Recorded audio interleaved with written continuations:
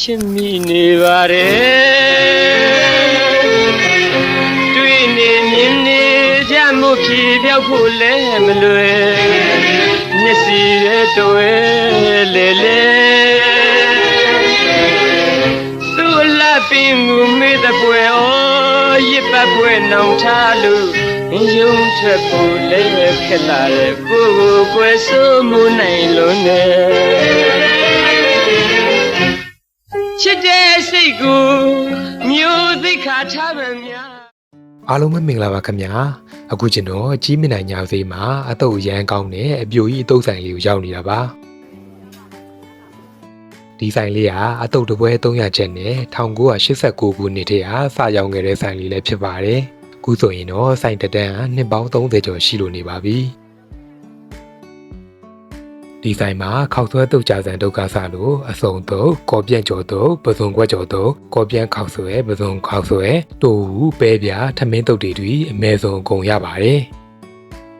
ကျွန်တော်မှာထားတဲ့အတုတ်တွေတုတ်မဲ့စလုံးတွေကိုခောက်ဆွဲထည့်ပါတယ်ကြဆန်ထည့်တယ်ပဲပြအာလူထမင်းနဲ့တင်မော်ဒီထည့်ပါတယ်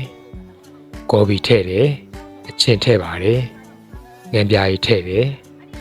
ပဲမှုတ်ပစုံချောင်းမှုတ်အချိုမှုတ်ငုတ်တီးမှုတ်ထည့်ပါတယ်ဖီချက်ထည့်ပါတယ်ပြီးရင်တော့တေချာနယ်ပြီးတော့တုပ်ပါတယ်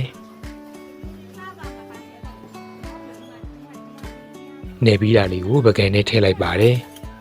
ကော်ပြန့်ခောက်ဆွဲပွဲအတွက်ကော်ပြန့်ကြော်ညှက်ပါတယ်ပြီးရင်ခောက်ဆွဲထည့်တယ်ကော်ဖီနဲ့တခွားတီးထည့်ပါတယ်အချင်းထည့်တယ်ငန်းပြားကြီးထည့်ပါတယ်အချိုမုတ်ပစုံချောင်းမုတ်ပဲမုတ်ငရုတ်သီးမုတ်ထည့်ပါတယ်စီချက်ထည့်တယ်ကြက်သွန်ကြော်ထည့်ပါတယ်ပြီးရင်တော့တေချာနယ်ပြီးတော့တုပ်ပါတယ်နယ်ပြီးတာလေးကိုပကံနဲ့ထည့်လိုက်ပါတယ်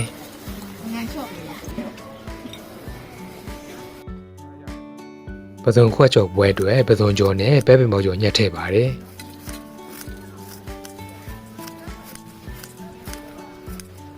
တခွားတီးနဲ့ကော်ဖီထည့်ပါတယ်အချင်းထည့်တယ်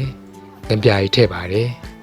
ပဲမှုတ်ပစုံချောင်းမှုတ်အချိုမှုတ်ငရုတ်တီးမှုတ်ထည့်ပါတယ်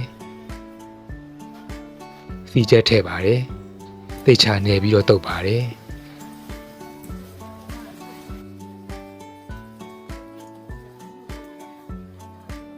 တုပ်ပြီးတာလေးကိုပကံနဲ့ထည့်လိုက်ပါတယ်ဒါတော့ဘူဒီဟင်းကားလေးထည့်ပေးနေတာပါ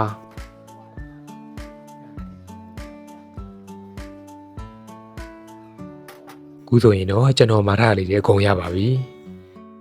ဒါလေးကကော်ပြန့်ခောက်ဆွဲတုပ်ပါတပွဲ2500ကျပါတယ်ဒါကတော့ပစုံခွက်ကျော်တုပ်ပါတပွဲ3000ကျပါတယ်ဒါအစုံတုပ်ပါတပွဲ2500ကျပါတယ်ကော်ပြန့်ခောက်ဆွဲတုပ်လေးကိုရင်စားပါမယ်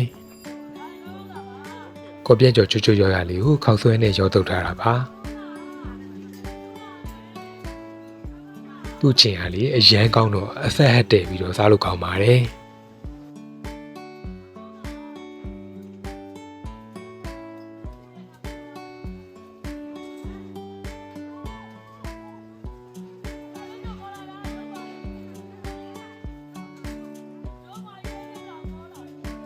ဒီဆိုင်မှာလူကြိုက်များတဲ့ပစုံခွက်ကြော်တုပ်လေးကိုစားပါမယ်အနံလေးကမှုေးနေတာပဲ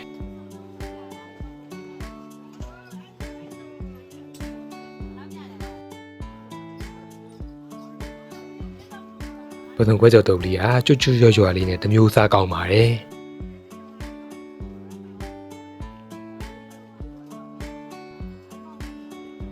ဘူဒီငါလေးတောက်ပါမယ်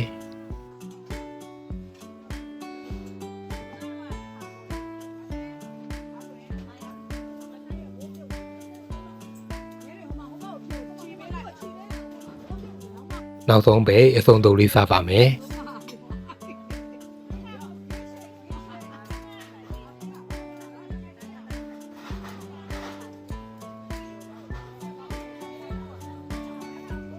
အစုံတုပ်လေးကလေအဆက်ဟက်တဲ့ပြီးတော့ထိမိနေရတာလေးပါ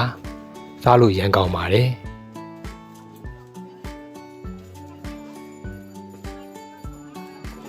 ကျွန်တော်တို့ပဲအတုပ်လက်ရကောင်းကောင်းလေးကိုမှစားကျင်နေဆိုရင်တော့ကြီးမနိုင်ညာစီရွှေလိုက်လန် စာလုံးယုံဝင်ပေါက်ရှိမှာဖွင့်နေအပြိုကြီးအတုပ်ဆိုင်လေးမှာသွားစားကြည့်ဖို့ recommend ပေးလိုက်ပါတယ်အဆုံးထိကြည့်ရှုပေးကြလို့အားလုံးကျေးဇူးတင်ပါတယ်ခင်ဗျာ